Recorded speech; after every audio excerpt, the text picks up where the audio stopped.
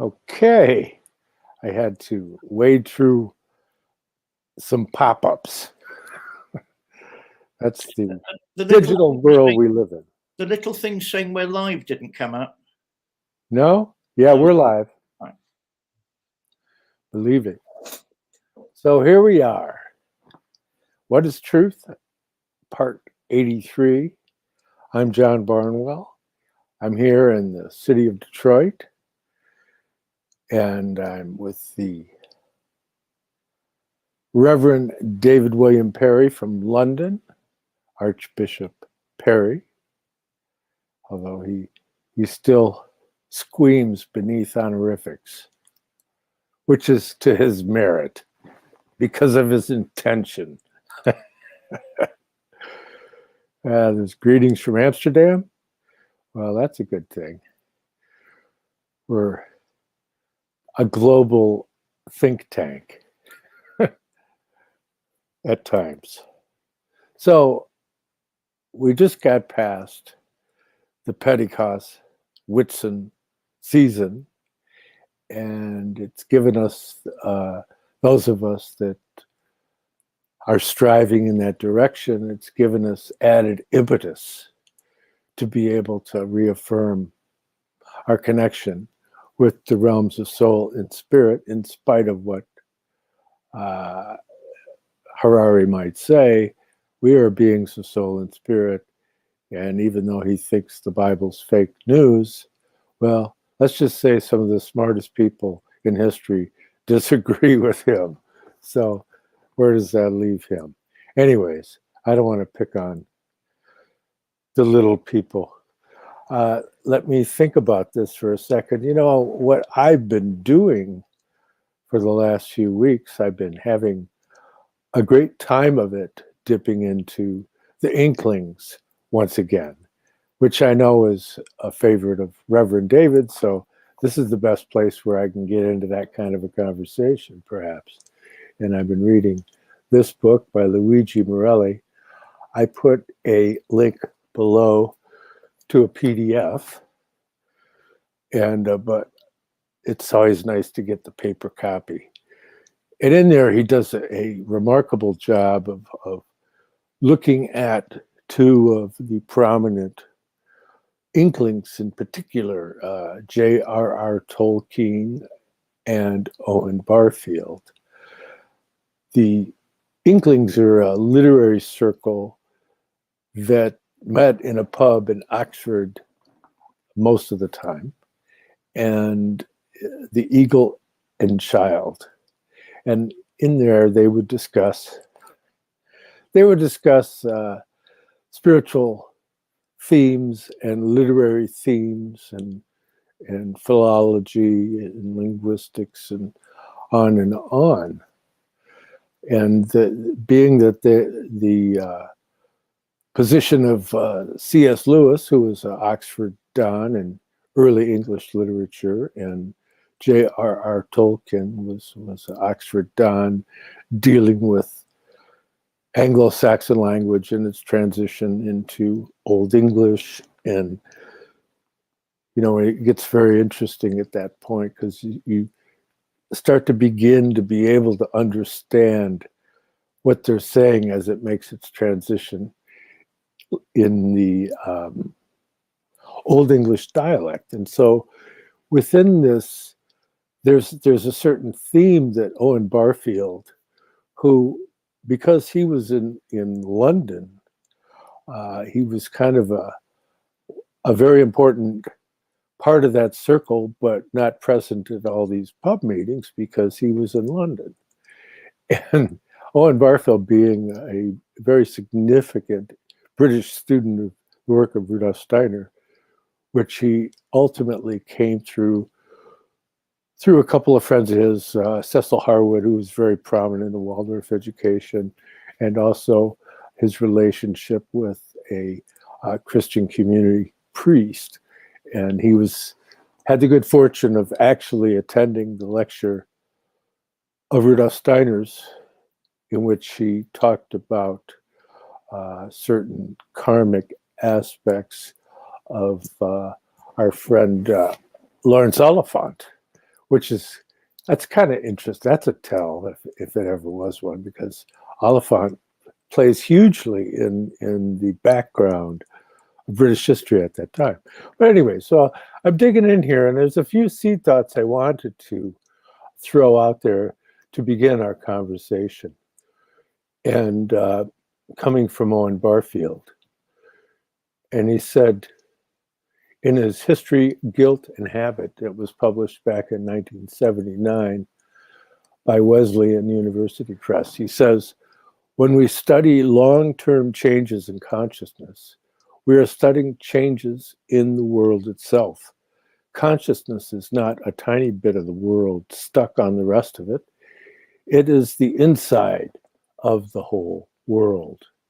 And so with that, we can say hello to Reverend David. How you doing there? What's that? That's that Buddhist thing, with our thoughts we make the world. Consciousness is everything. Consciousness is everything. Why can't people find where it's coming from? Because it's not derivative, it's a given. The AI people are playing a very clever game in a sense. Well, what are you doing that our machines aren't doing? Well, the answer is everything, because they're not alive, they're dead. Live with it. Until I can have a row with a droid in Sainsbury's and it starts suffering from self-doubt, or some sort of droid considers suicide, then no, sorry, don't waste my time with a clever advertising campaign and a bit of science fiction thrown in for good fun. In fact, I've just written a poem against the big three. Heinlein, Asimov, and who was the other one, John? I can never remember. Arthur C. Clarke? That's it, Arthur C. Clarke. I mean, don't get me wrong, I love 2001, A Space Odyssey, love it. But get the Toxic Three together, and you end up in this cold, machine-like world where nothing actually makes much sense, but you go along with it anyway. No. I respect all of them, but when it comes to matters of higher orders, or it comes to metaphysics, shut your mouths. You don't know what you're talking about. You're speaking like undergraduates, and it's really not worth anybody's time prolonging the conversation. And as I say, I love the laws of robotics. How about this for a confession on your show? I love hard science fiction. I love science romance. I prefer that slightly more, only because I'm on safer ground analysing it. But hard science fiction intrigues me. But the minute they start getting into faith, metaphysics, or anything to do with higher order philosophy, I just turn cold, because basically there's nothing worth discussing and nothing worth analysing. How about that for a beginning from do you know, I take back what I've been saying for months. You keep saying merry old England. Well, maybe it's not all so bad over here. I was thinking the other day, there's that famous painting. Help me out today, John. I've literally just come from a 2-hour session with online Persian Christians, so my mind is still there and it's not here yet. There was a painting about a farmer and his wife, very famous American painting, and they're both stiff Puritans and need a bit of sex. But, they're both a very famous painting, stood stiffly. And it was, the guy that wrote Zen and the Art of Motorcycle Maintenance, Persig, who I admire no end, who said that can't be a description of the British, because they actually had Shakespeare. And, therefore, with that thought in mind, I can't keep attacking Britain. We did have Shakespeare. We did have, Elizabethan lovers, hiding and dancing under silvery moonlight. We did have a canopy of stars, and things have not been, uniformly bad. They're turning that way, but they've not been uniformly bad throughout our history. And I've survived the Jubilee. I mean, what more can a man want out of life? I'm still breathing. The forces of attrition didn't manage to get me. Still alive, still kicking, and looking forward to the rest of this show with yourself, John. How about that for an opening? Okay. Oh, I don't have the mute on. Oh, good. So, yes, the what's that? The American Still Life, or some kind of name like that. And I can't for the life of me think of the painter, but that doesn't matter, because what we're working into today is to try and understand how Owen Barfield, who was really, in my mind, perhaps in certain ways the most interesting one of the bunch.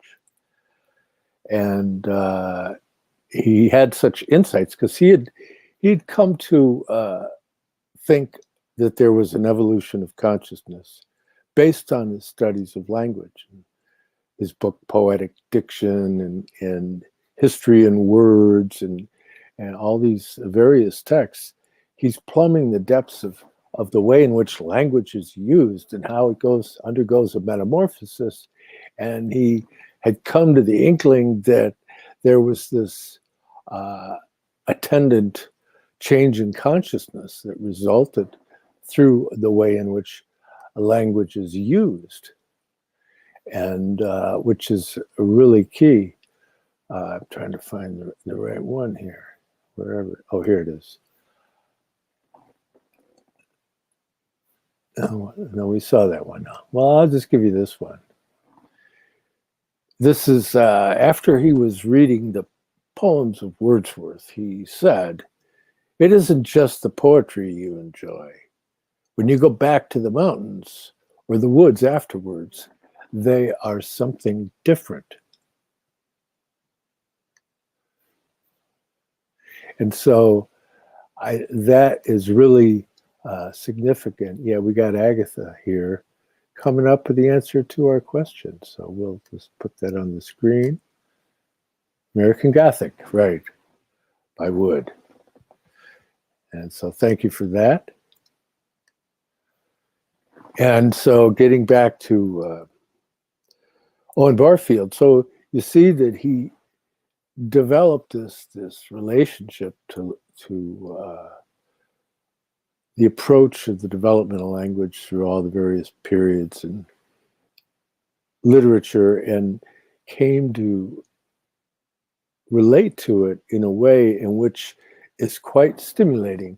And when you get into some of his other works, like his book, What Coleridge Thought, his book about Samuel Taylor Coleridge, it's absolutely brilliant. I mean, to be able to think like that and to be able to be exposed to someone who could think like that helps you get to where you can begin the journey.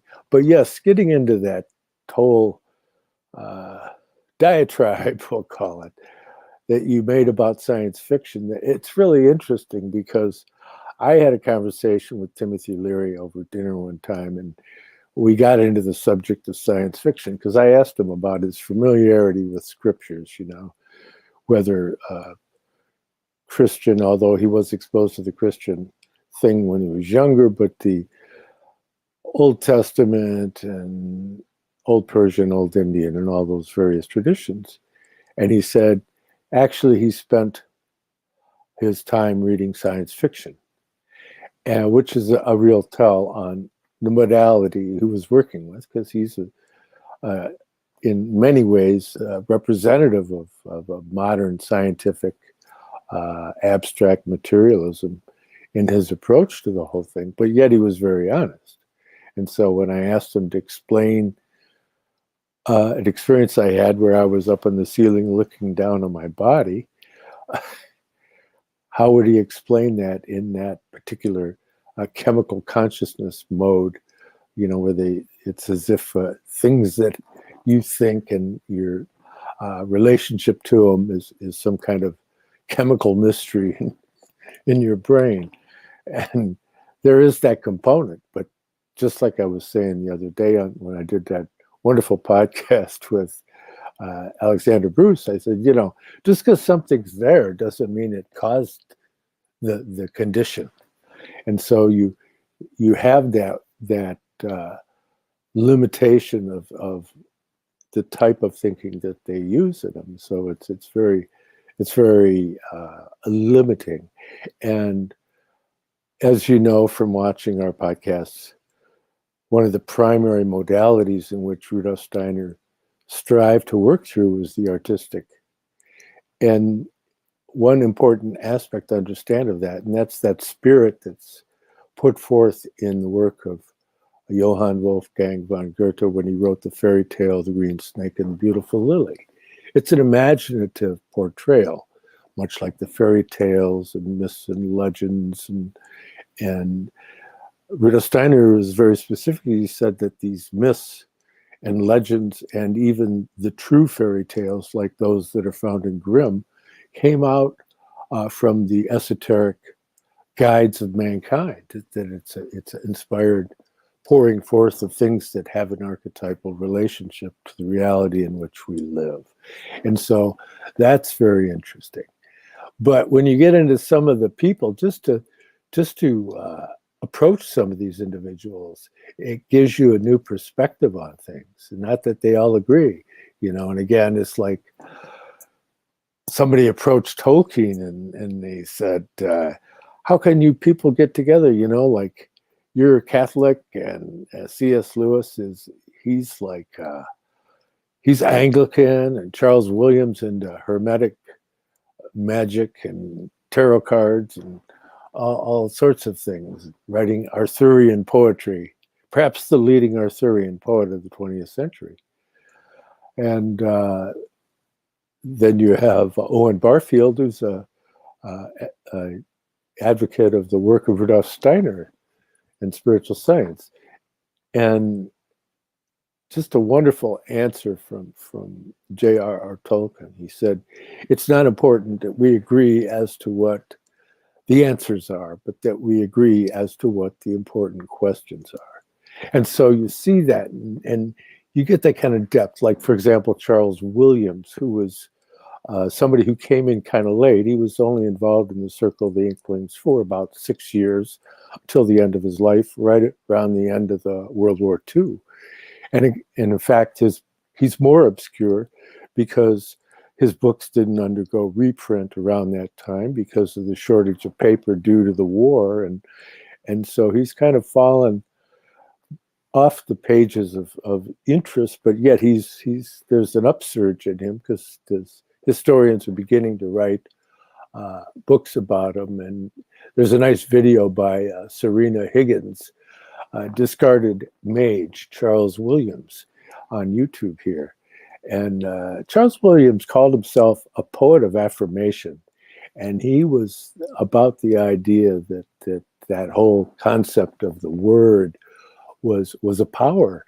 It enabled you to participate in the divine in a very special way. And he impressed a great many people. I mean, T.S. Eliot said he was like a living saint, so that's quite high praise, And W.H. Auden, the famous poet, also said something very similar, and he got his conversion to Christianity, Anglican Christianity, after meeting Charles Williams. So there was a certain power in the man's words. And C.S. Lewis said, he's a beautiful creature. I'm proud to be called his friend.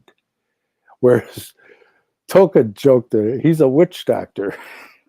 And Charles Rinn said, he should be burned. So you see that I'm sure there was some very spirited conversations amidst this circle of people. But looking at Charles Williams, he went to Oxford, but he was too poor. He couldn't afford to stay there. So he went and got a job in London at Oxford University Press, being a proofreader, and very quickly moving up to being one of the chief editors at Oxford University Press. It's just, the body of his work is astounding. I mean, and you're a big fan, David. He was the guy responsible for the definitive edition of Soren Kierkegaard's philosophical writings. That's like huge, and Owen Barfield, of course, he did that stint at Faber and Faber, and where you see the writings of the Philocalian fathers of the Greek Orthodox tradition. And so there's these underpinnings of culture that are very significant from this group beyond the Lord of the Rings movies and C.S. Lewis's movies on his themes. But so much of this harkens back to a figure, George MacDonald, who is really one of their big influences, along with David Lindsay's early scientific or sci-fi work or fantasy type. But George MacDonald's book Phantastes, if you haven't read it, is just a delight. And it kind of opens new vistas. And of course, you can see lurking in the background people like a distant relation of mine, Lord Dunsany, who's considered by many to be the father of fantasy literature. You know, he's the guy who influenced Robert E. Howard and all these characters. So that there's this whole thing that's really a part of culture as a whole. That's what we like to talk about. We like to talk about the underpinnings of human life on this green earth. Even you, Mr. Barnwell, are pushing me onto dangerous territory. If I hear one more thing about the monarchy or the Oxbridge curse, I will become a communist. I am sick of all this privilege and the fact the British simply can't grow up enough to get rid of it. A fee upon Oxford and Cambridge and all the people that think that it's this privileged, these privileged buildings are only for the privileged. If someone can't afford to stay on their studies, shame on them. I've no time for Oxford or Cambridge at all. Great bit of architecture, not fit for purpose. Oh God, where do I go? Yeah, I mean, I would it be an understatement to say they've lost their way? Yeah, but they lost their way 1,000 years ago. You know, I mean, it's rather like most of the big public schools. They were originally there for the poor, and now only the rich can go there. You know, I mean, it's disgusting.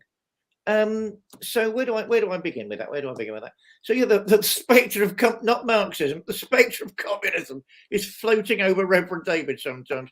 Put it down, pull Westminster down. If ever there was a building that didn't deserve to still be standing, there's another one. Oh gosh, right. I spent many a moon having far too many beverages in the Eagle and Child.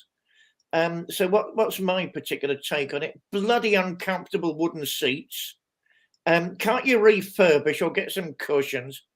You can't move for inane drunk conversations, normally by barely educated undergraduates that probably haven't understood the assignment they were set. And by scholars that seem to feel they're God's gift to humanity and we should all suck up to them. I did say that, suck up to them as sort of the mentally enfeebled. No, horrible, horrible, horrible, horrible. What's that American Notes from a Small Island? My brain today. American travel writer. I rather like him, very humorous. He wrote Notes from a Small Island about his experiences in Britain. He couldn't stand Oxford or Cambridge either, for the very reasons I can't. It's privilege personified and it's grotesque. You know, let's hear it for Birmingham University, Liverpool University, and all those other places where poor old plebs like me have to go and try and get an education because the knobs won't let you do a thing. And they think you should just be on your knees all the time to people that can't even write a decent essay. No, enough. There we are. I was trying to hold back my venom, but I couldn't. In terms of the Inklings, I mean, how many groups are there like the Inklings? I don't find it. Maybe it's because I'm a weird Brit. I mean, I don't think it's a British thing that you have to behave. You have to belong to a particular ideological coterie to be able to go for a drink with someone. You know, somebody's been teaching all day. There's a professor of geography down the road. Thank you, Agatha. There's a professor of geography down the corridor. Oh, are you coming for a drink then? You know, I mean, that's life. That doesn't show that you've crossed an ideological boundary. That's life. The fact that they could still at that stage enjoy that type of environment and it be productive, that I do find interesting. Because, of course, what have all the pubs done nowadays in Britain? They've been bought out by the big chains or they're on the verge of it. And they're being homogenized to fit with modern times. No, I've noticed. Right. Have you ever read Jude the Obscure, John Hardy, one of my favorite writers? No, I haven't. I'm familiar with it. But an ordinary guy that wants an education, he gets to, he lives in, I can't remember whether he actually goes, I read it so long ago. He paints on a wall of one of the colleges in Latin, I have every right to have an education, and a policeman comes along and makes him wash it all off. That's reality here. It's not this great romantic, despite what I was saying a minute ago, this great romantic Victorian idyll. It's just not like that. I wish it was. Yes, my lord. No, my lord. That's reality here. And you say it a different way nowadays. The Inklings were geniuses and blessed with a vast array of cultural resources anyway. It doesn't surprise me they all went for a drink. It doesn't surprise me they cross-fertilized each other. It doesn't surprise me folklore, semi-mythic history was one of the major resources they drew on, because that really is one of the cultural undercurrents of Britain. I think in America, sci-fi makes a lot of sense. I mean, there isn't such a thing as, an accepted inherited folklore system. In America, I mean, so people draw on sci-fi, I think, more than a folklore that isn't there. So that actually makes more sense to me than sort of people drawing on sci-fi here, because there is a folkloric tradition here which underpins so much. I mean, if we're looking at people like, I mean, I could go for a drink with Richard Dawkins. I have been for a drink with Raymond Tallis, who of course is an ardent humanist, allegedly an atheist. I've got your number, Ray Tallis. I think there's more to those arguments than meets the eye. I have been a drink with him, and I disagree with him, because I think that's more possible in England maybe than many other places around the world. I mean, what's the thing none of them will admit? In philosophical terms, they're all naive realists. Somehow the senses are reflecting a real world around them, and yet forget all the stuff about brain chemistry. Don't worry about that, and forget the fact that the five senses are filter systems. Forget all that. This is the real world, and we are perceiving the real world as far as we can.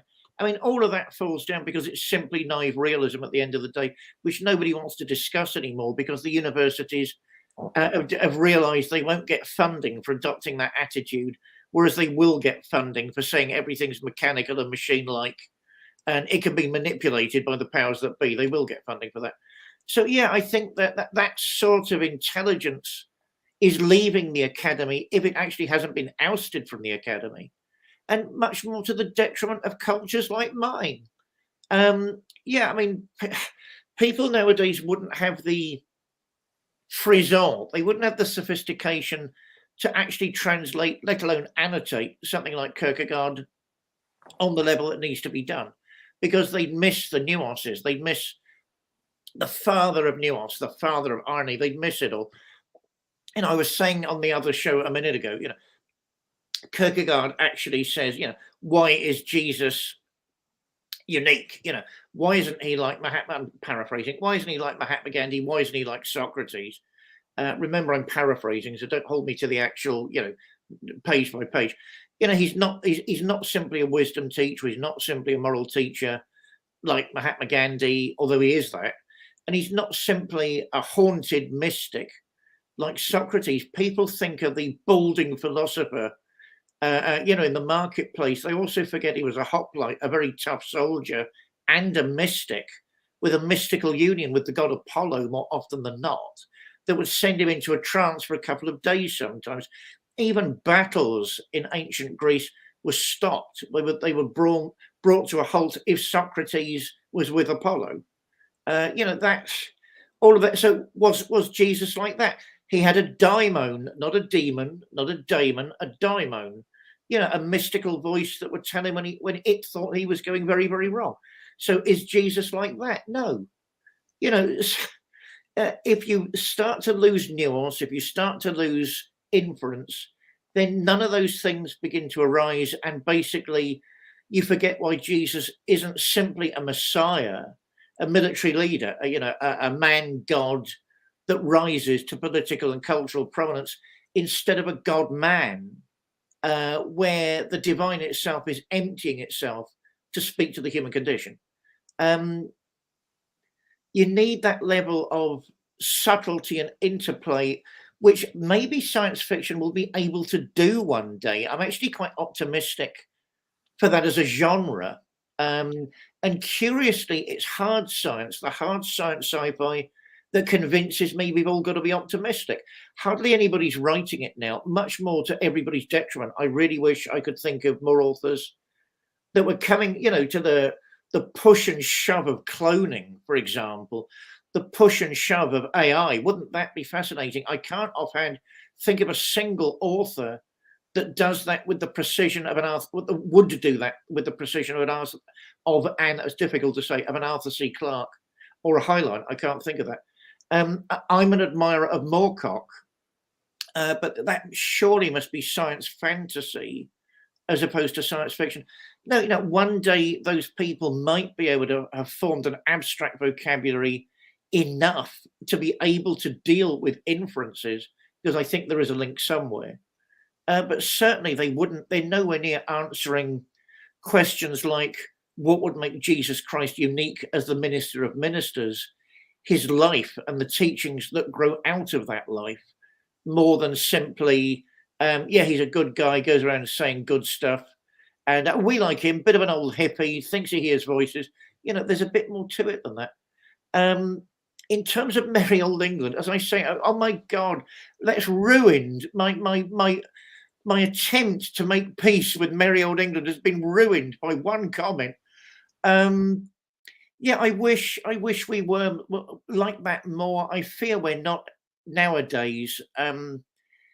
Merry old England is rapidly disappearing in the global marketplace, and this monstrous counterfeit, this simulacrum, this homunculus has taken its place, an imposter that I don't recognize and certainly has no intention of leaving.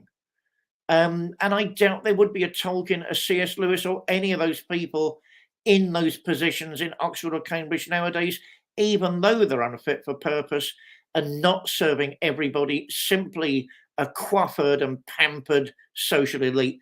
Destroy it all. That's what I say. I hope that shocks you, John Barnwell. Well, shocking. Yeah, but okay, so there's the people that we think missed the boat. And so that brings up an important point, because when you talk about science fiction, of course, you're talking about works of imagination. And about that in Saving the Appearances, a study in idolatry, Owen Barfield said, imagination is not, as some poets have thought, simply synonymous with good. It may be either good or evil. And so that's an important point when you start looking at it. And evil can be quite insidious, because evil, Rudolf Steiner makes the point about that something becomes evil by expressing itself in the wrong time. And that there's certain forces, like, for example, if you look in the cultural sphere, he talks about how the age of Gabriel, which is the age of family ties and the rise of culture underneath the nobility and all of that, and secret groups, that all had served its purpose in being able to organize society up to 1879, but that we've moved into the age of Michael as of November 1879. And so it's a period that is having to do with the development of the individual initiative and not functioning out of some group through identification. And when he makes the point that if you're deriving your motives for morality from the outside sources, then you're not free. See, there's no freedom there. And that kind of gives you the angle on this whole artistic thing. And so when you get into, again, what Owen Barfield says, he says, I had two things strongly impressed on me.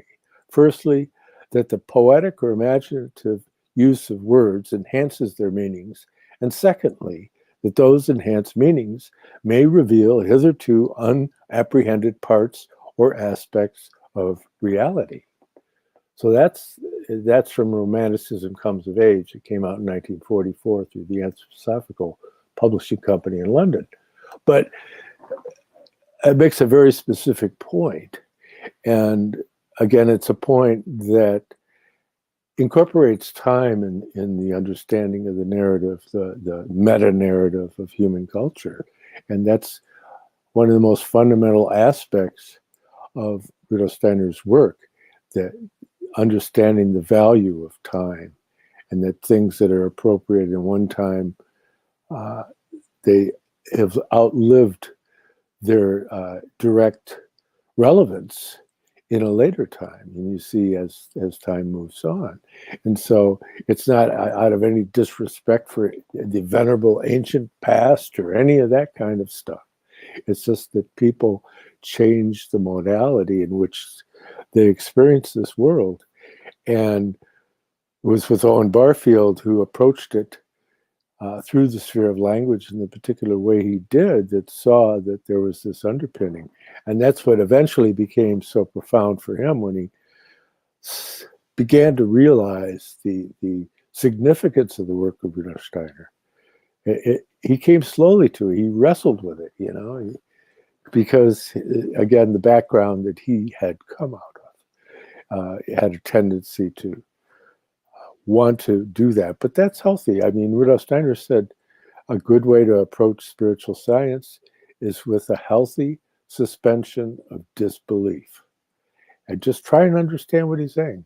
You don't have to believe it or disbelieve it or anything like that. But again, with any of these other authors.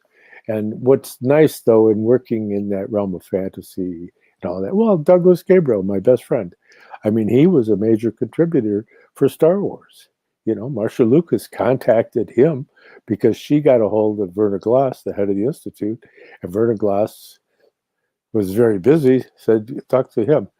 And Douglas ended up being the guy that helped put together the imaginal realm of Star Wars, and later on with the Indiana Jones movies, and before they both went off the rails in their own whatever modality they went into, they could have profited greatly. Also, there was also influencing Marcia Lucas, the wonderful Jungian author. What's his name? Wrote about mythology. No, I can't think of it. I was just thinking of it 10 minutes ago. But so that there's this underpinning of the ancient myths that people try to take and transform and put it in their own way. But face it, you know, you don't have the same consciousness. Try writing Chaucer. I mean, first of all, you can't even think, "Juan der April dort draußen marsch der Piesterut." You know, I can't think like that. I'm sorry. But but it's an adventure, and that's the thing, is that it can bring out of you that spirit of the quest, and that's the Grail quest. I mean, hey, Parzival, he didn't know anything. His mother made sure of that because her husband took off as a knight, you know, and so he was able to rise to the fulfillment of the consciousness soul at that early time, really in 869, before the consciousness soul age had even begun. So he's a very significant figure in human history, and very much developed in the works of Walter Johannes Stein, who was the mentor of Werner Glass, who the mentor of Douglas and myself. And so that's that stream in which we tend to work, shall we say. But if you can come to a relationship with understanding what Rudolf Steiner was saying when he says that Christ brought time back to mankind, well, what does that mean? Well, perhaps it means that we're fixated in space so much that we've lost our ability to be able to come to a healthy relationship to the idea that time is something that plays into our development. I mean, that's the way I would look at it. Well, this is the point where I have a confession to make, and I do approve of certain old Nazis like Martin Heidegger. I mean, some of them are so clever. Being in time did have a huge impact on me. It still does. His idea, his thesis is, for want of a much better word, argument, that one's being is somehow also either conditioned or molded by the time that it's in, that there is a reciprocity between those two things, simply cannot be ignored. Time travel. I mean, I love time travel, sci-fi stories. They always strike me as either arrogant or blasphemous. We were speaking of Michael Moorcock earlier. Behold the Man. Is that the title of the book, where the time traveler takes the place of Christ? Actually, I remember thinking, and remember, I love Michael Moorcock. I could have done that better. If you're going to go down that route, go the whole way. Don't hold back. And it just didn't work. So there was something mysterious about the figure of Christ. Oh, what was it? Oh my God, he's from a different time period. Whatever. Do it. Be more imaginative. I suspect none of that is possible. I mean, okay, let's magically transport a modern battle cruiser, a modern aircraft carrier back to the Elizabethans. They simply wouldn't know what to do with it. They don't have the infrastructure. They don't have the technical knowledge. They don't have the cultural frameworks to work with any of it. It would be meaningless to them. And where are they going to get O-rings? That's a different question. And I love Doctor Who, that strange phenomena that comes from Britain. But only because I love Davros and the Daleks. That guy can overact. But it doesn't really make sense the more you think about it. We are our time. I think that's really one of the primary things Steiner is trying to say in a different way. And it's an error to think maybe that particularly in our time, we could be anything else. You look eager to jump in, John. No, all right. Certain people give that book quasi-religious status. I think that's wrong, although I can see why they're on the verge of doing that. Other people think it's just skirting around theology and he hasn't got the guts to write about theology. I think that's a very crude assessment of what he's trying to do. I mean, what he's trying to do is basically say, well, what would be the grounds upon which a meaningful theology can be engaged with? And let's face it, most theology nowadays is utterly pointless. It's either bad philosophy or it's deliberately obscured. I mean, I quite like Rowan Williams, the ex-Archbishop of the Anglicans. But let's face it, Rowan, baby, when you're writing metaphysics, you actually do try and mystify some of it. Come off it. Anyone past the undergraduate level can actually see through that. I kind of think that Anglican theologians after William Ralph Inge, I mean, what is there? No, a Temple. I like Temple. Oh yeah, Temple. Yeah. The moody Dean Ing. I was tempted to write a play about him once. Did you know he was an ardent naturist and manic depressive? So that puts his mysticism into a different context. The sort that would moodily wander up to you on the beach but be stark naked, so you wouldn't be able to hold a conversation with him. You look eager to jump in again, John. No, right. Temple. I like Temple because he's sort of saying we do need to write some new theology. What on earth would it be? I like that. So I do like Heidegger, I confess. Perhaps I'm haunted by him in a sense I don't want to admit to. Certainly one needs to remember that after the war, because he had Jewish friends, I mean, clearly he stabbed Edmund Husserl in the back as his old tutor. The real time bomb, I think, in Western scholastic tradition, if there is such a thing anymore, in the Western academic tradition, if there is such a thing anymore, is actually phenomenology. And of course, that comes from Husserl. That's the unexploded time bomb that will shatter everything once it gets to its feet and once it gets a second wind. I mean, certainly Heidegger could have said to the Gestapo, leave him alone, but he didn't. And not wishing to think too badly of anybody, he did sort of slip into the old professor's chair not too long afterwards. I mean, that's pretty low. And he does make speeches in praise of Hitler, but that doesn't necessarily mean anything, because if you didn't do that in those days, you know, and you were in a niche professional circle, you would not last too long. So we can rule that one out. That doesn't mean anything. And he did have Jewish friends, as I say, and after the war, he managed to convince them that actually he wasn't an anti-Semite. Actually, he wasn't against the Jewish nation as it was reforming. So you're looking at an interesting and troubled man in all sorts of ways. But, you know, the sheer impact of what that book was saying, the advent of multicultural, the washing away of traditional structures, whatever they were and whatever that represented, because he's far less certain than the traditionalists about their worth and value, although he thinks they did have worth and value. And certainly his endless poetic questing in how can we live as poets. I mean, he would have seen Dasein. I mean, I think still the best German definition is, you know, thrown into being there. I think that's still the best definition. So we are Dasein, this sort of lumpy consciousness being that's thrown into the phenomenology of the world.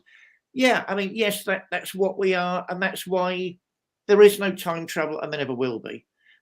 So three-brained super beings in the future invent a process whereby they can zoom about and annoy everybody in different time periods.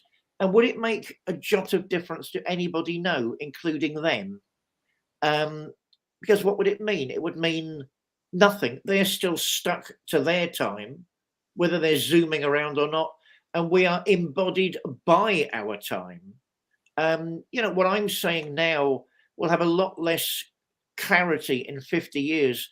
Even if it's being repeated in 500 years, there will be a completely new context and no one will know what I was getting at. So, you know, we have to think that what Steiner's doing and what anthroposophy needs to do more is emphasize that type of teaching, because that's where we're going and where we are. I'll hand back to you, John. Well, Rudolf Steiner was asked in the far future which of his works would be most significant, and he said the philosophy of freedom. You know, so when you look at that and you go, the philosophy of freedom, or alternately titled the philosophy of spiritual activity, where he gives you, through a very developed, almost formulaic, but musical, it's almost like a symphony of words. He gives you the understanding of that this consciousness of thinking is something other than the apparatus that it's working through. See, and so you have that liberating idea, and you take the watchwords of the French Revolution, and the realm in which freedom exists is within the realm of thinking. That's the clarity, although he doesn't mention that in that text.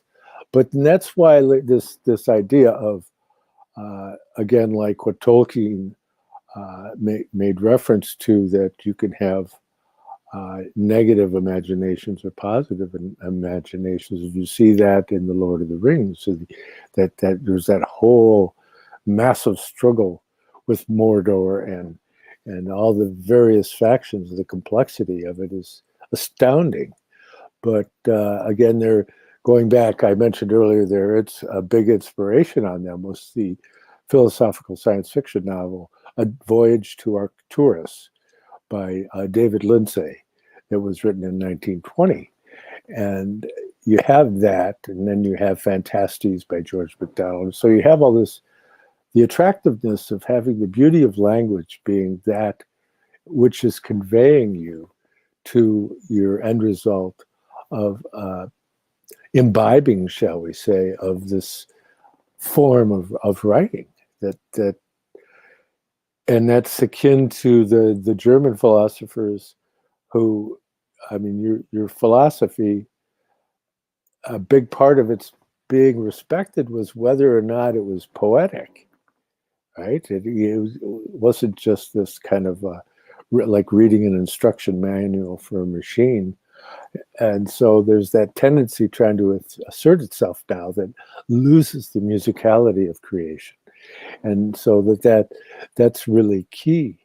But yeah, with going back to Charles Williams, because he had his relationship, a friendship with Evelyn Underhill, who's very significant individual in the history of writing about mysticism, and then you have his influence on Dorothy Sayers. It's because of the work that he did on Dante and the figure of Beatrice in 1944, his study of Dante that's still cited. Almost any book that comes out on Dante in English is going to reference that book because it's so important.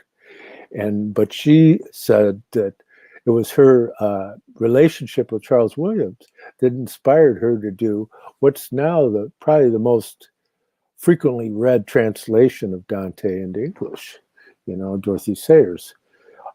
That's what the Penguin paperback now, I guess. But so it's interesting to look at these underpinnings of culture and people that are carrying the flag in whatever capacity that they can, because again, we're all limited by our capacity to comprehend and our ability to be able to represent this truth that we're looking for. And it's extremely elusive.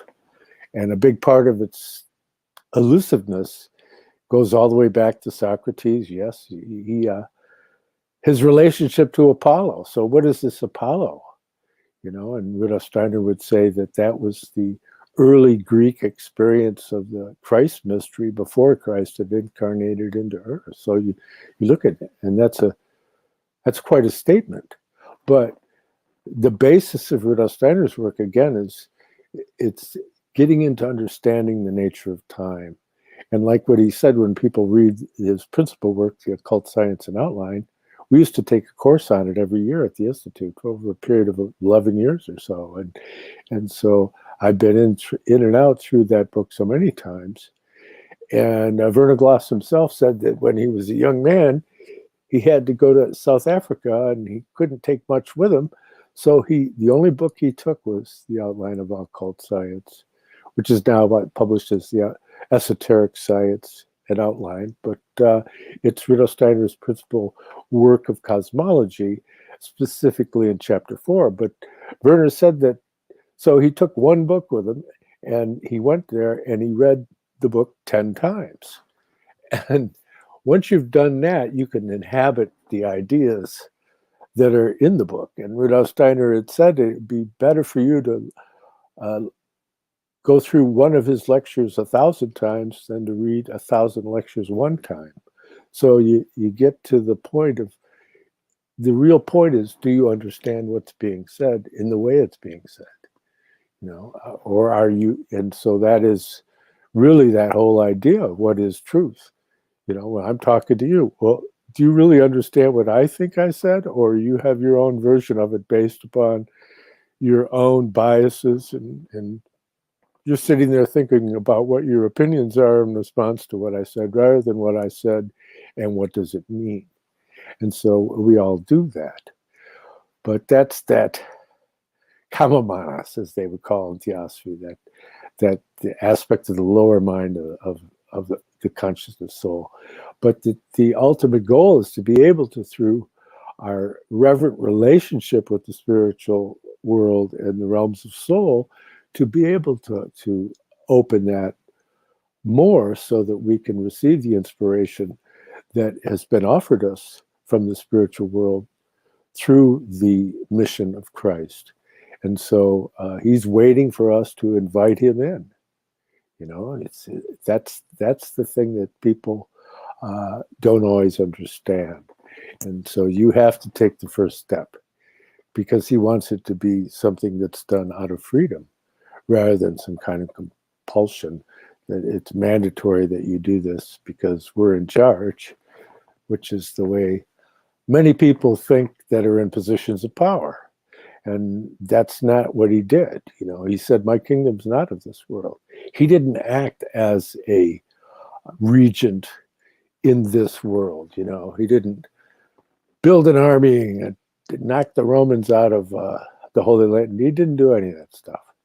although there's a verse in Luke that makes a reference to something like that, but he never did that. He never tried to do that when he went into Jerusalem. He was on a donkey. He wasn't on a war horse, So I don't buy that narrative that tries to go, aha. But in Luke, sorry, that doesn't work for me. I'm not going to fall for that one. So, and anyways, I'm so pleased that we got back on the track together, David. I missed the conversations with you those few weeks, but it was not possible. But and Reverend David here is responsible for The Grammar of Witchcraft, which is available on Amazon, along with, and that's a Shakespearean study. It's not a grimoire. It's not going to teach you how to do magic, although he probably could. He's very well read. Here's Caliban's Redemption, and that's his Shakespeareanist poetry.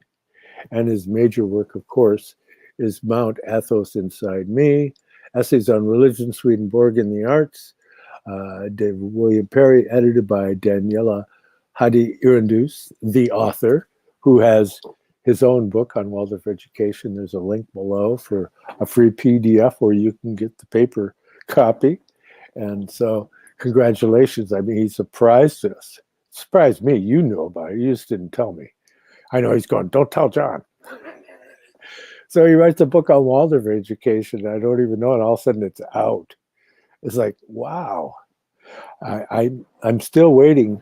I want to read it and find out what he has been able to glean, because that's not the easiest thing. And I've been around it pretty concentrated. I've ran an office in a Waldorf school, and I've taught in a master's program for Waldorf teachers history.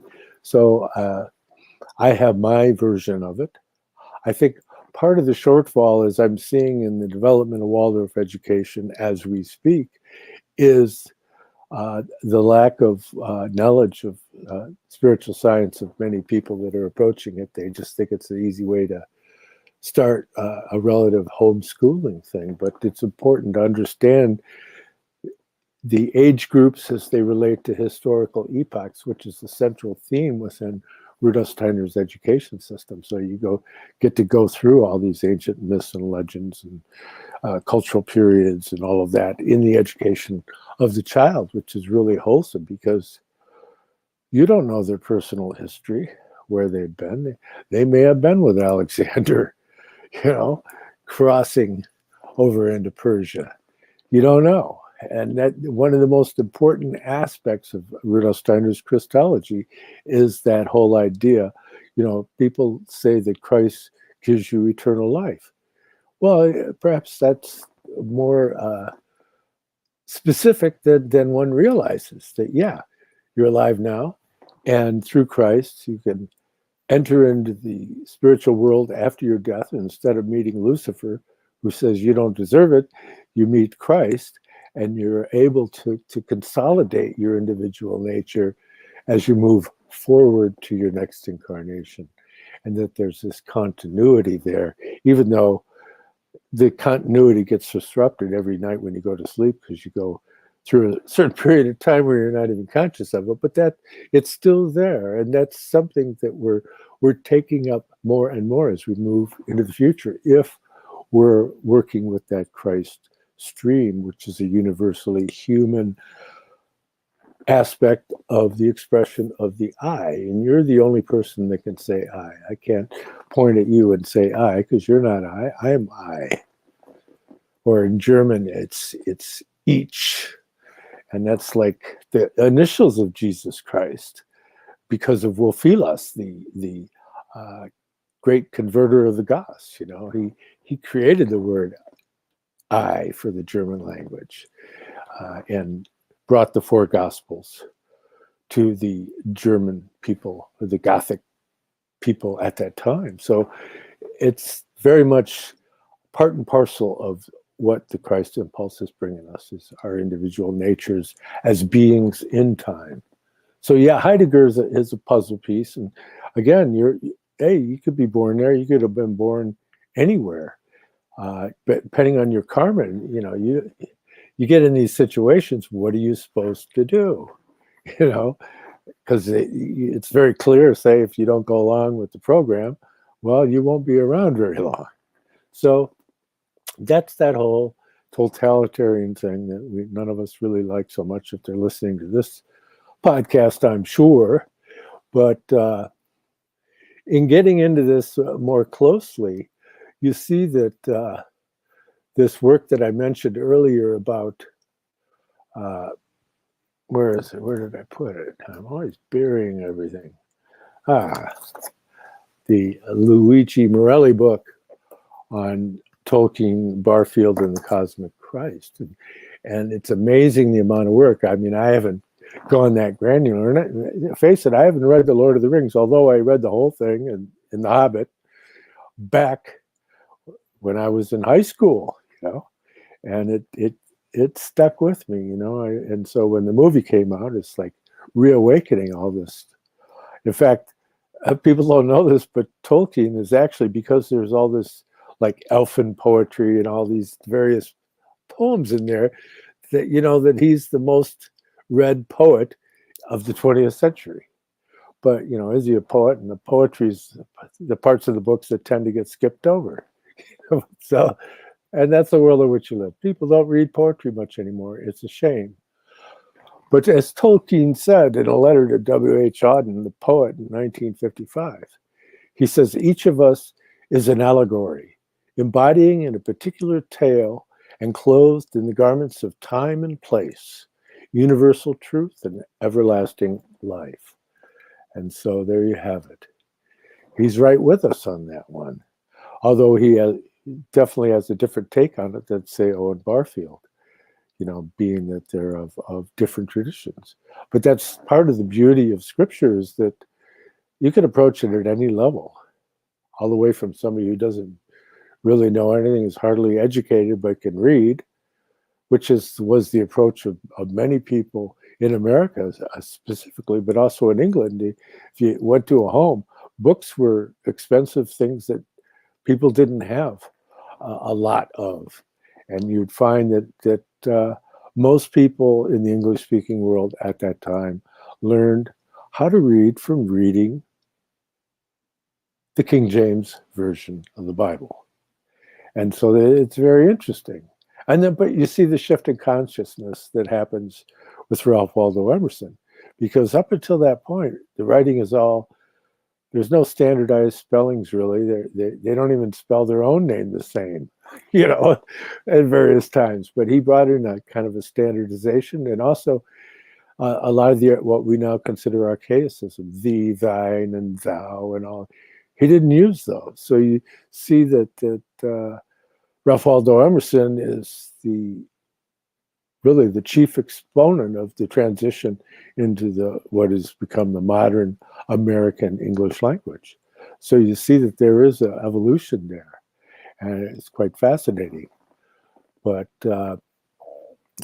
yeah, it's the beauty of language that enables one to really kind of bask in the glory of the language. I mean, how many times have you heard something and it just warmed your heart? See, and that's the power. And so with me, that the most powerful expressions of language are the Lord's Prayer and the first 14 verses in the Gospel of John. When I read those, they just ring true for me. For you, I don't know. But that's the beauty of it. You're free to check it out or not. Going back to an earlier point, I love the King of Elfland's daughter, Dunsany. I do think he's the progenitor, and that really is the correct word, fantasy fiction. I don't think if you look at fantasy fiction before that, it's fantasy fiction in any way that we'd mean it, because there's always meant to be other elements involved, like quasi-historical elements or metaphysical elements. Dunsany comes along and doesn't pretend to any of that. It's a pure classic fairy tale with no reference points to beyond itself, and it's beautifully written. It's a charming story. So that's it. and I think that grows out of the organic folkloric tradition, but it is not the organic folkloric tradition. So it's a very much a modernist work, ironically. Oh gosh, what do I think of it? So many points. I wish the historical imagination would be given as much re-emphasis as poetry. The fact moderns don't read poetry doesn't seem to be, they haven't realized it's to their detriment. That's largely because of a category mistake where they're confusing gleemen with poets at the risk of using too much Robert Graves terminology. Pam Ayres and John Cooper Clarke, both of whom are in my acknowledgements for the next book, at the end of the day, a gleeman. It's entertaining. It's got a few rhyming words. It's lots of fun, but you're not a poet. The end. Have you taken a step back and seen the human condition in totality? And unless you can say that, you're not a poet. I'm striving towards that. I hope I've done it from time to time. John. Well, I think that gets into the role of the bard, right? In the Druid tradition, it's the bard. He's the one who would chant the lore of the folk, and so there's a certain they hadn't lost the reverence yet, and that's the same thing in like the northern tradition with the sagas, the Icelandic sagas, and the sagas of Sig and Frigg, and all of those powerful stories that are pre-intellectual, and so it's in picture language, and so that makes it double fascinating that Goethe intuitively picked up on that idea that the most wholesome way to approach certain subjects was in this kind of poetic, figurative, symbolical language. And of course, that's the conclusion of the Inklings themselves also, is that they could provide a service to mankind by giving them an opportunity to approach these works of imagination and see what it does for them, because the ultimate concept is that transformative aspect of it. Instead of getting beat down by some pessimistic sci-fi, where it all grinds down to measure, number, and weight, well, that's no fun. And then you can even get into certain cultural impulses that don't respect the sanctity of the human I am. Like, for example, in the Shivite tradition in India, they just think, you want to get rid of that, emerge in the light. Well, in terms of initiation, enlightenment is not the end, it's the beginning. And that if you go beyond that, which takes place in the astral, and then you come to an experience of the etheric, you find the Christ. And if you don't find the Christ, well, guess what? You're not there. So that's the important thing that has to be said. Whether or not you agree with me, it doesn't matter to me. It matters to eternity. But in getting closer to these things, that's all we're trying to do, approach what is truth. And is what we're saying true, or is it not? And gives you something to riddle about. I don't want to think that I'm giving you answers. I just want to hope that I'm improving my questions and that it has a good influence on anybody who might bump into this, which, some might think it a display of ultimate pomposity. Okay, good. At least you learned a new word. But it's offered in the greatest humility, because when you stand before certain figures, you can hold nothing but awe. Yeah, like, for example, Goethe. Still need to read Wilhelm Meister. I'm toying with the idea of reading it on here, and just going through chapter by chapter. But I don't know if anybody would pay attention to it or not, and that's okay, because I have the complete English Goethe set here. But yes, the troubadours and the Minnesingers, yeah, that's again that figurative expression, and there's so many wonderful sources coming out of that tradition, which is an alternative to the tradition of the church itself. And in fact, people don't really realize, but the impulse that ultimately led to the founding of the Knights Templar was the initiative to begin something that was separate from the Church of Rome in the Holy Land. That was the impulse that we're talking about. And so then you see the Templar impulse going through its metamorphosis. But that's covered in my first book, which is The Arcana of the Grail Angel, the Spiritual Science of the Holy Blood and of the Holy Grail, a study developed out of the work of Rudolf Steiner of the underground streams of esoteric Christianity, which flowed from the Brotherhood of the Holy Grail to the Order of the Knights Templar and the True Rosicrucian Order, as a forward by my best buddy Douglas Gabriel of American Intelligence Media, 640 pages. And it can lead you up the mountain of wisdom, give you a way of keeping it all organized. My second work is an Arcana of Light on the Path, which is more of a meditative tool. It's got a forward by the notable astrosopher and psychologist William Bento, good old Willie, who passed away not too many years ago, and but was a dear friend, brilliant man. But in this second volume is contained the full series of diagrams that are in my first book, that are gleaned from the works. There was some handwritten diagrams done by Aaron Pfeiffer, the founder of Biodynamic Gardening. And then I added a great many more to that in the first book, and then a great many more in the second book. So you have a storyboard for the ideas that are expressed within the spiritual science of Rudolf Steiner, and those are available on Amazon, not on Amazon, on eBay here in the continental U.S. If you want to get them from me and you're outside the U.S., you can contact me through private message on Facebook or through the academia link that I have below. And in fact, there's a free PDF of the forward by William Bento to my second book that you can download a free PDF of that introduction, which is really quite fascinating in and of itself. And there was something else I wanted to bring here. And also, I really want to remember that this podcast has been made possible by the generous support of Tyla, Vadim, Vivian, Neil, Christian, Mark, Maud, Druvman, Laura, Paula, Rick, Michael, Beth, Istar, and many others over the years. So I want to thank you all for supporting our efforts.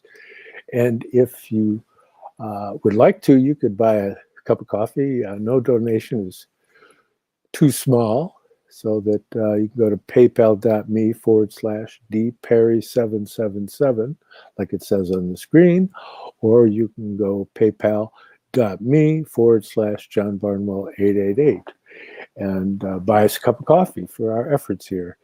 And I think I've covered everything except for click like and subscribe. I guess that's supposed to be good for getting it out there. Boy, that's a lot to remember. I should make you do it. But so where are we now? Barfield was not Garfield. Oh, you're just being silly. So, right.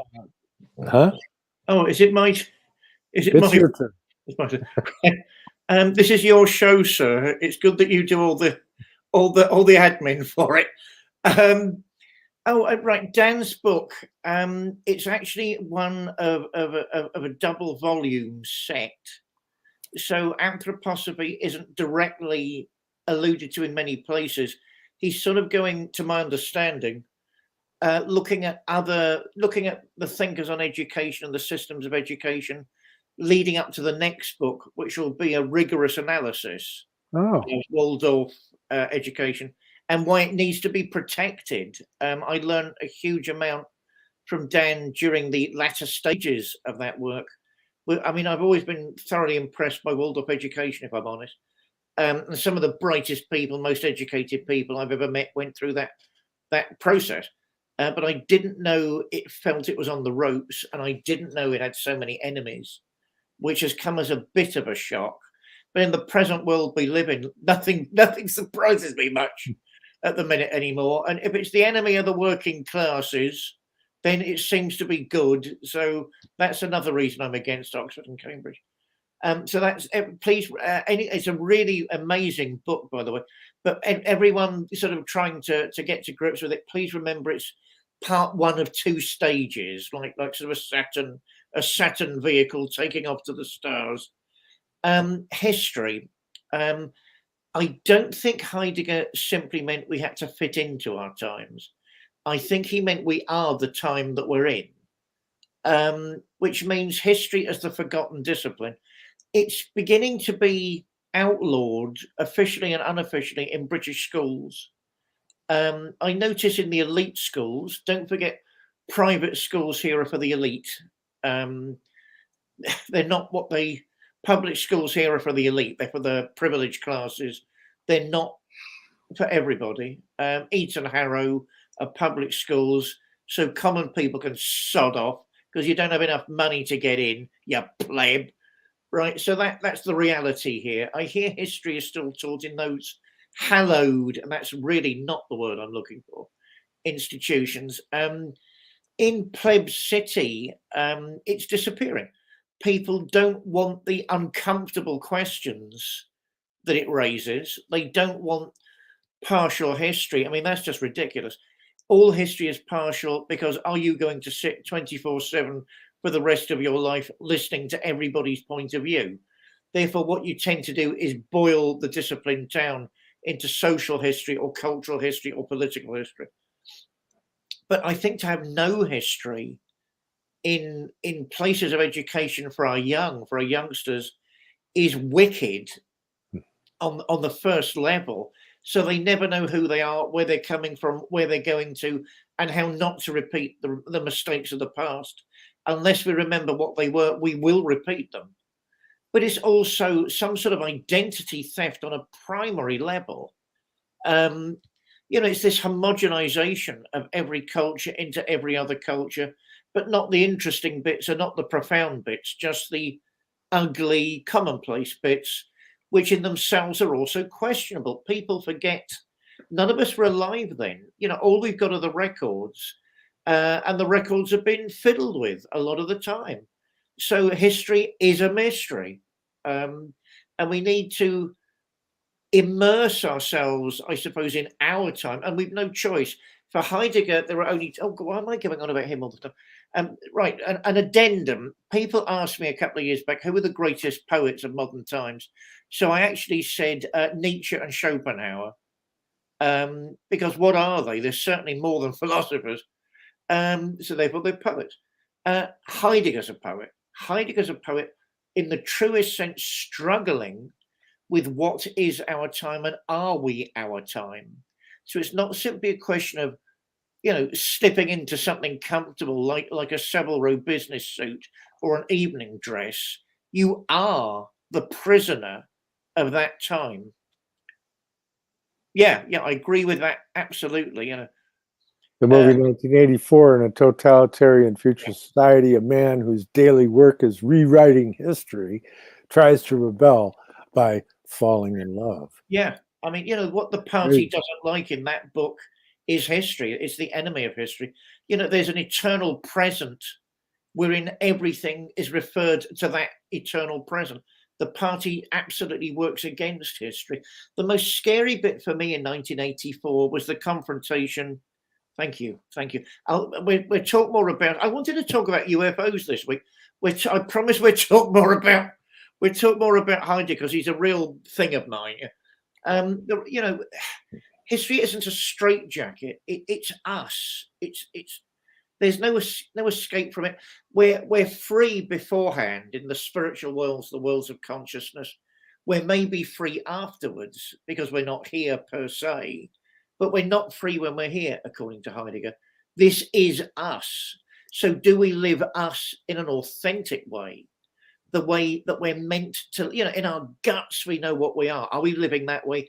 Or are we simply living, I'll just finish this, John, or are we simply living in the way we're told to live, which is inauthentic and the source, according to Heidegger, of the general frustration that's colouring our entire societies at the minute? John, sir. Yeah, and so you see that Heidegger doesn't give you that. He doesn't give you that capacity for freedom that you'll find in The Philosophy of Freedom by Rudolf Steiner. And that's because until one comes to an understanding of what a human being is, of being a body, soul, and spirit, of physical, etheric, and astral, of manas, buddhi, and atman, if you don't know what I just said, then, well, you could catch up. But this whole threefold understanding that you can simplify it down to Plotinus is good, the true, and the beautiful, and the Father, Son, and the Holy Spirit, so that that's the expression in the world, and that to have it just be this monotheistic one beingness that is expression, and that you don't have any really individual freedom within that kind of a context. It's all like faded, that is a completely different view of the world, and you have to be able to make that distinction. And that's why being able to understand the threefold nature of the being of man gives you the freedom within the realm of thinking to be able to approach it that way. And the physical world is the realm of brotherhood, right? And then you have liberty, equality, and fraternity, so that, on the level of soul, we have this dispensational relationship that enables us to be loved by God, no matter who we are. It's whether or not we recognize it, that's another matter. Whether we return the favor is yet another matter. And so being able to come to a clarity regarding what a human being is a prerequisite. And that's the key. And that's, I think, why, like on his deathbed, Krishnamurti had a copy of The Philosophy of Freedom sitting at his nightstand. I can't see that time. I assume we're not at the end yet. I do want to say one thing that I'll pass back to you. It's a very brief thing, because I'm determined to get UFOs into this episode. Also, sometimes when we perceive things, we can't take them on board because they can't be true, so we don't process that. And I'll tell you what I've got in mind. I've seen a bloody beam ship, Adamski and all that sort of stuff. Obvious balderdash. Biddy Myers, oh, come off it, mate. But the trouble is, I've seen a beam ship. The classic silvery UFO with the sort of, the bit on the top and the bit all around it. And it's only recently the pennies dropped that I actually didn't just see a UFO all those years ago in a schoolyard. The entire schoolyard saw it, by the way. Silvery, silent, beautiful, gliding along like this. No worry about tomorrow. But it struck me just recently, a week or so ago. Oh my God, that's not a neutral UFO sighting. That's a bloody beam ship. So where does that put everything? My reason tells me that is nonsense, because Adamski simply cannot be correct, and neither can Biddy Myers. But I've seen one. So now there's this sort of dialectic taking place. Well, I'm putting it down to the fact when the supernatural intrudes into our lives, it's not meant to answer anything. It just gives us a problematic dialectic. Okay, let's say we'll talk about UFOs in our next show. Then we could do that. Whatever they might.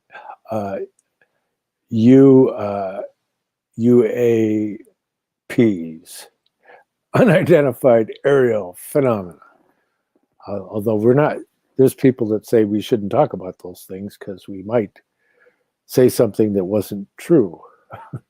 Well, that just shows you how unscientific certain minds are. Is that unless you have the freedom to be able to think about it and come up with interpretations, you're never going to get anywhere. And so that's what they're trying to do is kind of lock us in this ontological box.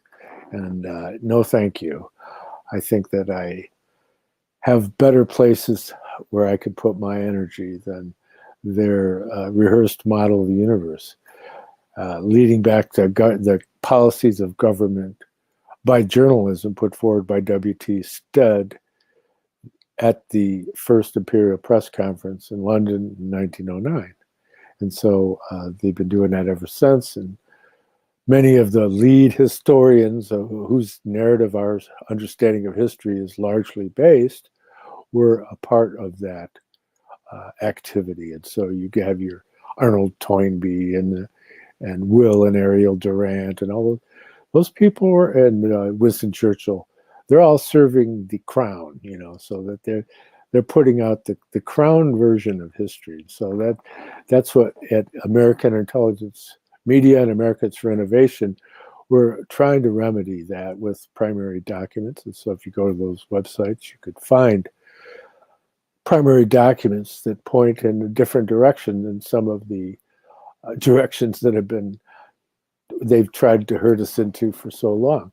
So we're getting near the end here, and as is the case, we ask if Reverend David could share us a prayer to kind of consecrate this. Of course, if he has anything else to add ahead of that. Thank you all so much. I've got some things to add.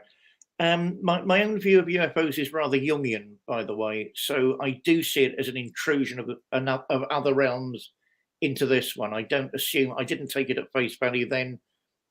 I haven't taken it at face value now.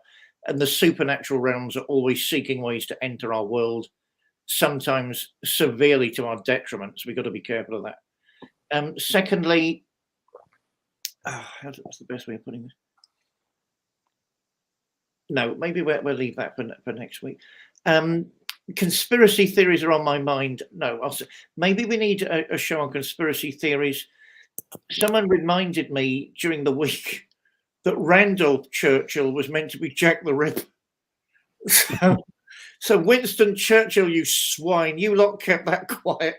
So maybe that would be an interesting show as well. What was it? Grandfather, great grandfather? What was that show? Who was actually Jack the Ripper?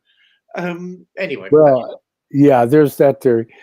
Don't forget, Rupert Soames is the head of Serco, which is the largest corporation you never heard of. It's a British corporation, a crown corporation. The Queen owns the golden share, and they run the patent and trademark office for the U.S. government. Now, why do we have Brits running our patent trademark offices? Beyond me. And they run a lot of the information centers for military bases and airports, and they're all over the place. And that's CEO of that is Rupert Soames, is the grandson of Winston Churchill. So it's that whole crown initiative, the Commonwealth, as they like to call it. But given the activities north of us in Canada, no thanks. But so go ahead, my friend. Right, time for prayer after that. Oh, my friends, isn't it a privilege that we can all meet again for this show and have such wonderful conversations and not be closed down or shut down, that we can speak a few home truths and make some wonderful speculations and share our experiences? Isn't that wonderful? Isn't the time we live in wonderful? Despite all of the problems and all of the nightmares and all of the shades and the shadows, isn't it a glorious time to be alive? Because Christ is in that time. Christ is in our hearts and in our minds and in our spirits and in our souls. And if we really want to remember where we need to look, to return to a state of balance, to remember the important things of life, let's all of us pray for an ever deeper understanding that the kingdom of heaven is within us. My friends, may God bless you in the Father and of the Son and of the Holy Spirit until we meet again next week. Amen.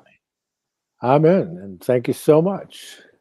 And thank you, everybody, for showing up, and for anybody that gets it on the rebroadcast. Greetings to you too, and thank you very much.